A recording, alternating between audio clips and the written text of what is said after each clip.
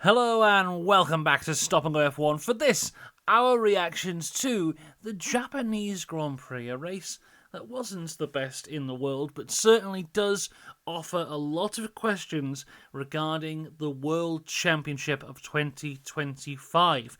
We'll get into all that and more as we continue through the video. Before we do that, remember to like and subscribe, and a huge shout out to the members: Dakota, the Joyce James, Robin Myers, Cinnamon Strudel, Michael Johnson, F, and Edam on sandwiches. If you want to become a member, click the link in the description down below. But let's get into this race where, of course, Max Verstappen took his first pole position of the year. Lando Norris was alongside him. As for the rest of our grid, the only real change was Carlos Sainz, who was starting 3 places lower than he qualified due to the impeding on Lewis Hamilton from yesterday. Realistically, that was a open and shut case. It was very obvious to most people who watched it that that was going to be a penalty, and it was, which was a shame for Sainz because he has not been performing to the level that I think a lot of people expected, and this put him another step behind for the rest of this weekend. It had rained overnight and into the morning at Suzuka. In terms of how that affected the racing, realistically, I don't think it did. There was some discussion before the race that the side of the grid with the odd numbers on the racing line, so your first place, third place, fifth place, and so on, that was a drier side, but realistically, I don't think that affected anyone at the start. The only thing it did affect was that the grass was a bit more wet, so it didn't randomly set itself on fire as it had done throughout practice and qualifying. So that was the only real difference that made from there. In terms of tyres, it was Hamilton, Bortoleto, and Ocon all on the hards. Doohan and Stroll started the race on the softs, everyone else on the mediums. Doohan and Stroll looked like they may be hoping for some kind of lap 1 incident. Pit from there. That did not arrive. As we look at the starting grid, very aggressive on the front row. Max Verstappen pointed towards Lando Norris. Lando Norris pointed towards Max Verstappen. As the lights go out, it is Lando Norris who has the better start, but not good enough to get up close and alongside Max Verstappen. Has to settle to be behind him at the start as Verstappen keeps the lead. And 2 laps in, Max Verstappen was already 1 second ahead of Lando Norris. Lando does pull it back a little bit as the DRS is activated, but Max pulls out again. Very much the story of the entire race in terms of the lead. You know, you have Lando who gains a little bit, then he loses a little bit, then he gains a little bit, then he loses a little bit, and just repeat for 50-odd laps or whatever it was. Further down, we do get a move. Lewis Hamilton passes Isaac Hadjar for P7. On lap 10, we got our first pit stop. That's from Lance Stroll, losing the softs to go to the hard tyres. Lance Stroll, in the end, I think did a 2-stop race. And my God, his position at the end of the race shows you that he did a 2-stop race because he was by far and away the last driver in this race. Jack Doohan, the other driver who started on the softs, he pits on lap 16, so made those soft tyres work a little bit better than the Aston Martin did. McLaren at this point have been stuck behind Max Verstappen for quite some time. On lap 19, they try and do the dummy. They say they're going to come in. The pit crew come in. Then they say don't come in. They were trying to make Max Verstappen blink and try to get him to pit. It did not work. Then we get our first few pit stops here. Russell on lap 20, Piastri lap 21. Then on lap 22, it is Verstappen, Norris, and Leclerc who all pit at the same time. Verstappen has a slow pit stop, about a second slower than what Norris did. They come out side by side, and as they come out of the pit lane, Norris is on the grass, Max Verstappen on the track, and they keep on going. This looked like a big incident at first. Realistically, it was nothing. Lando Norris making a big thing of, oh, he pushed me off the track. Max saying, nah, I didn't. But maybe check that he was on the pit limiter as we were in the pit lane there. Yeah, it seemed like it was a big thing. Realistically, just a racing incident. They came out side by side. Max gave him all the room he had to. Realistically, Lando was never going to get past there. He should have just got behind. He actually lost time by going on the grass. The most upsetting thing is this is the most exciting moment of the race, is Lando Norris cutting a bit of grass. But yeah, to me, what this really showed, more than anything, is I think it showed up Lando Norris a little bit here. We know, the incidents that happened between Max and Lando last year, and all F1 drivers are on snitch watch all the time. As soon as something happens, they're on the radio. Oh, this happened to me, that happened to me. But here, it felt to me a lot like when you're watching football and a footballer barely gets hurt and he's rolling around in the grass begging for a penalty. That's what it felt like watching Lando Norris here, because this was a nothing incident. He drove himself into the grass and then cried that, Max had pushed him off. It felt very much like watching football, which is a shame. And I know all the drivers do it in terms of exaggerating how badly they've been treated by other drivers, but I think this was one that was maybe a little bit too far. And all that really does is it means that the next time Lando Norris goes, oh, he pushed me off, or oh, someone's done this to me, the stewards should be less likely to believe it, because they've just seen, oh, well, he moaned about that one, and that one was nothing. So what's this one here? So for me, I thought that was a little bit embarrassing from Lando Norris, but that's the way it is sometimes. Another section of this which was embarrassing, I think this is a rather embarrassing weekend for McLaren as a whole. Now, of course, spoiler alert, but in the end they come away with second and third place, which, at the end of the day, is a good result. Out of all the teams, they scored the most points. But, as Jacques Villeneuve put quite well, who cares about the Constructors' Championship? No one watching this here goes into the year going, oh, I can't wait to see who the Constructors' Champions are. It's all about who the Drivers' World Champion is. And this weekend, both their drivers lost championship points to Max Verstappen. And what you had here, from the start, was I know Max was on pole because of that fantastic lap time from yesterday, but you had Norris second, Piastri third, in the fastest car on the grid. Let's make no mistakes here. Even though Max won, even though he had pole, even though he dominated the majority of the race, he was not in the fastest car here. No way. The McLaren was the faster car. And they had an opportunity here to take it to Max, and at no point did I really feel he was under any threat. And the weirdest thing is, we talk all the time of, oh, does Max need a teammate there to help him battle the rest of the rest of the drivers? No, he doesn't. He's fine. What the other teams need are two drivers to help them battle Max, and that's what McLaren had today, and they didn't use it effectively. We talk all the time about how good that McLaren car has been this year, and how good it is in the free air. That's what we've seen. If you look at China, right, last time out, in the sprint race, the McLarens were realistically nowhere because they were stuck in traffic. Piastri was stuck behind the likes of Verstappen. Norris was stuck behind the likes of Stroll. And then the next day, they get their qualifying right, they're up at the front, they're miles away. When the McLaren is in traffic, it doesn't work very well. When it's in free air, it works well. They've designed a car to win. So it's designed that when it's by itself at the front, it works better than any other car on the grid. So what you had here was an opportunity to have some free air for that McLaren, and they didn't do it. If Lando Norris had stayed out and had that free air whilst Verstappen had pitted, who knows how it would have ended. Maybe Verstappen still wins, but at least try it, And this comes back to a thing that has happened now for nearly a year since the McLaren upgrade of Miami came along. I'm going to have to cough, sorry. Since the McLaren upgrade of Miami came along, where they have the fastest car, they have two fast drivers, but they're just not there yet.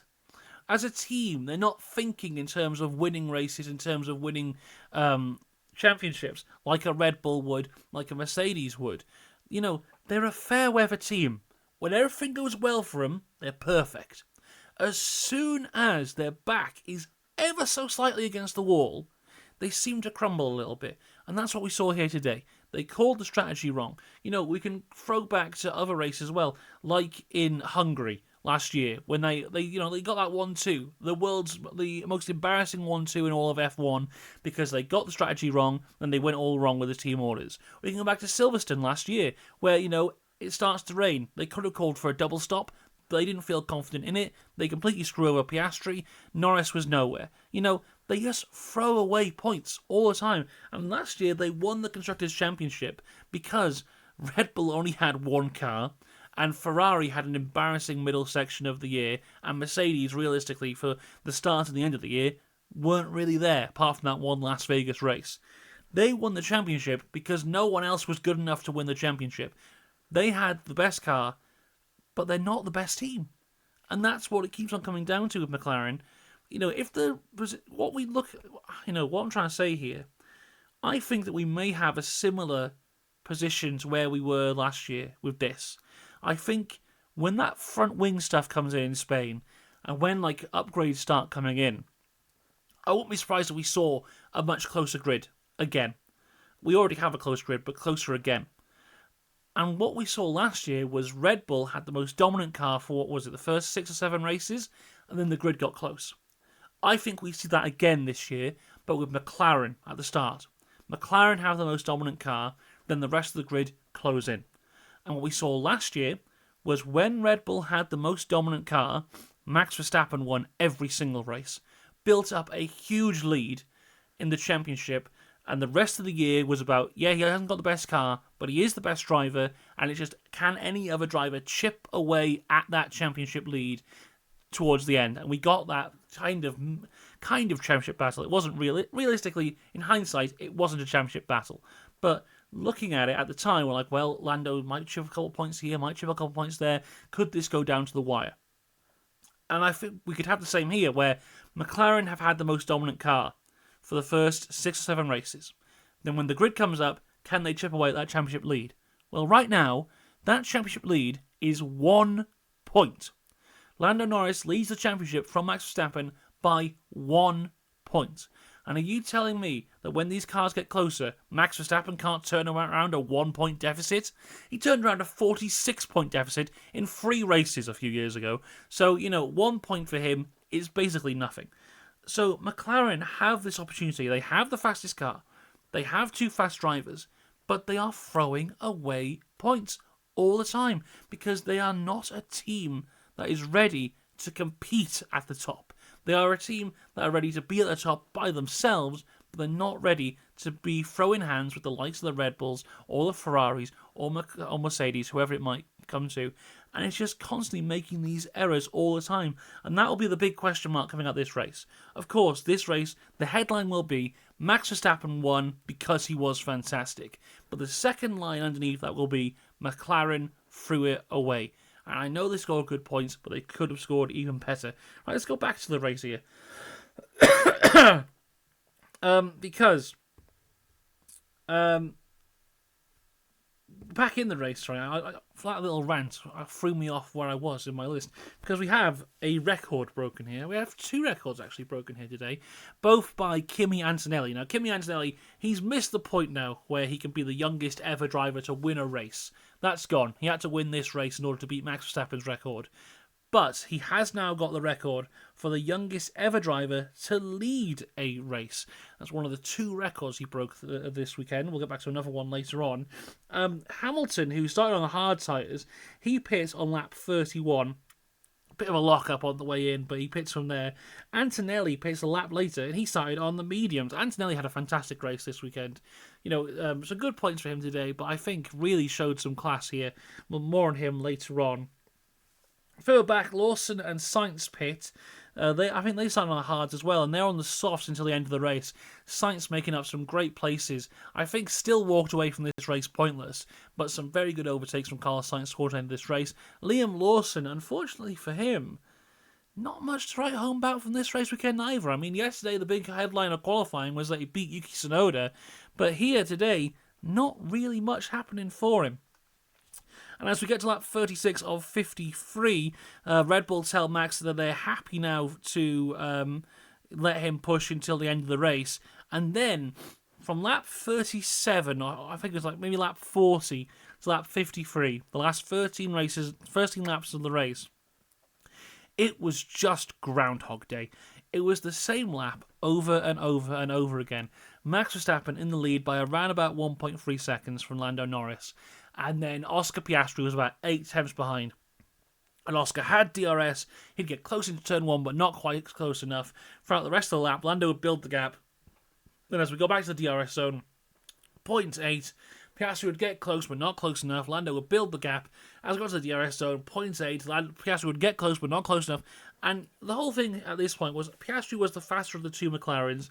He was asking for team orders. I think McLaren were right not to give the team orders for a couple of reasons. Firstly, if Piastri can't pass Lando, he's not passing Max.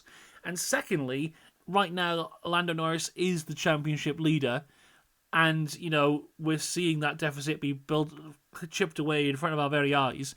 If Lando had finished third, Max would have taken the championship lead. So I think McLaren were right to not purposely switch the two cars. I'm also glad that they didn't say, look, you're not allowed to fight, because I wouldn't have been nice either. But I think they made the right choice in terms of what happened from there. But as we cross the line, the GOAT is back atop of the mountain because Max Verstappen takes the win, wins the Japanese Grand Prix, pulls down the championship lead to just 1 point. Lando Norris in P2. Oscar Piastri gets a podium on his birthday in P3. Charles Leclerc was 4th. Russell 5th. Antonelli 6th. Hamilton 7th. Isaac Hadjar in 8th. Alex Albon is 9th. Ollie Behrman takes the last point in 10th. Fernando Alonso 11th. Tsunoda in 12th on his Red Bull debut. Gasly 13th. Sainz 14th. Doohan 15th. Hulkenberg 16th. Liam Lawson in 17th. Esteban Ocon 18th. Bortoleto in 19th.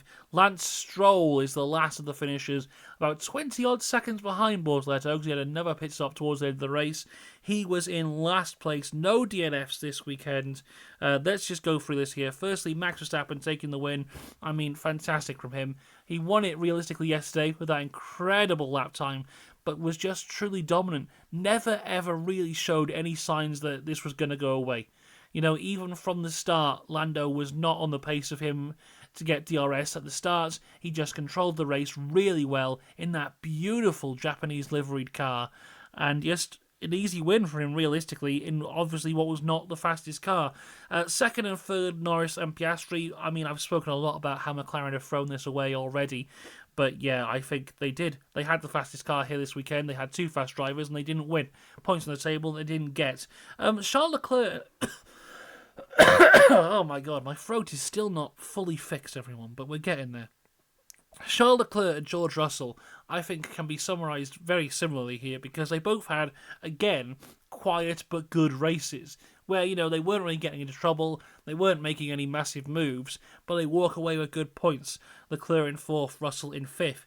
Kimi Antonelli, a very impressive result for him today, wasn't too far off the back of Russell at the end of that there. And not only is he the youngest race leader in F1 history, but he is now the holder of the record for the youngest ever driver to hold the fastest lap in a race, getting the fastest lap towards the end of this race. Lewis Hamilton was in 7th. I think quite disappointing for him there, still getting points, and is actually him and Hadjar in 8th. They are the only 2 drivers in the top 10 who finished in a different position to what they started in, with Hamilton beating Hadjar towards the end of the line. But you know what? Hadjar, good points for him, as it is for Albon and Behrman. Alex Albon, I forgot to mention, but he was furious on the radio in this race here. Initially quite upset about the upshifts of his car, but then going on to just complain about the strategy, was not happy at all, very angry, which is very much unlike him. I feel you don't hear him getting upset very often on the radio, but he was not happy today. Fernando Alonso finishes a race for the first time this year, but finishes it in 11th, so just outside the points there. Yuki Tsunoda in 12th. He did get driver of the day, which I found a bit surprising. I voted for the other Red Bull driver, the one who won. But yeah, the second weird driver of the day result in a row here, with Kimi Antonelli winning in China, and now Yuki here. I mean, home race for him. He did get the best second Red Bull finish since Las Vegas, where Sergio Perez finished 10th. I mean, realistically, comparing it to Lawson's results, that is a fantastic result in 12th. Hopefully, from here, he's able to build his confidence and will be fighting for points relatively soon. Pierre Gasly is the lead of the 2 Alpines, still pointless for the Alpine team. Carlos Sainz was 14th. As I said, some great overtakes from him towards the end of the race, but again, for nothing. I guess, I'm still giving him a little bit of the benefit of the doubt. I normally give 5 or 6 races for drivers in new teams to come good, but so far, not great for Sainz this season. Doohan, to be fair, not too far off his teammate. For a rookie, I thought very good in 15th. Hulkenberg 16th, Liam Lawson 17th. Will be disappointed. Had a better qualifying, but I don't really even remember seeing him in the race, if I'm honest with you. I don't really know what he did. Bit disappointing from there. Ocon massively off the pace, realistically, in 18th place, but his teammate is 10th. Just really nowhere, which was a shame to see. Bortoleto 19th, and as I said, Stroll in 20th. That was the Japanese Grand Prix.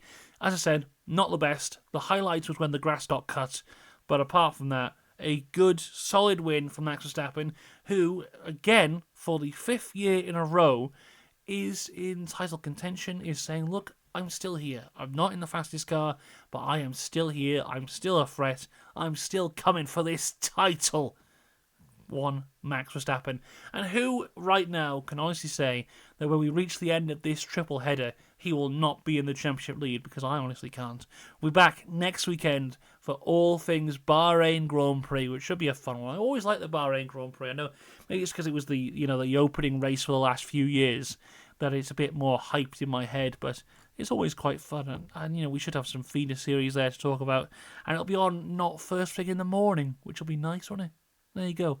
Driver ratings will be out tomorrow. Until then, though, have a good one. I will see you next time. Until then, goodbye.